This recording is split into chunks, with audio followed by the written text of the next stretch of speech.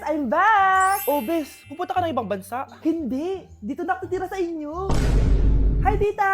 Anong ulam? Samantha, halika na dito, Be. Niluto ko paborito mo. Yan yung gusto ko sa'yo, tita eh. Oh, Scarlett, lagay mo na nga to sa kwarto ko. Kwarto mo. Ang kwarto ko ay ang kwarto mo. Wawa. Ano kaya pwede kainin dito? Ano ba yan? Bakit walang laman? Grocery naman kayo, Bes. Sorry po, nakakahiya naman sa'yo. Mahiya ka talaga. O ito na lang lutuin mo. Walang ya talaga tong babaeng to. Lagyan ko kaya to ng lason.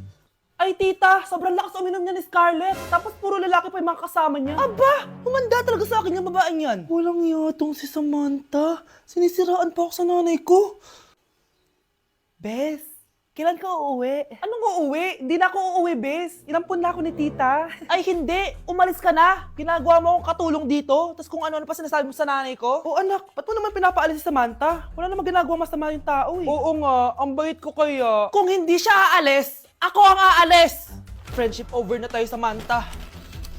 Lalayas na ako sa bahay na to. Parang mas anak pa ni nanay si Samantha. Alam mo na ba yung nangyari kay Samantha? Bakit? Ano meron kay Samantha? Tignan mo to.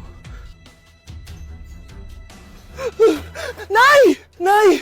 Oh, di ba lumayas ka na? Paalisin mo na yan si Samantha! Sino siya, anak? Tinawag mo bang anak si Samantha? Ay, hindi ko alam, Nay. Paalisin mo nga yan. Hoy, babae! Kung sino ka man, umalis ka na dito!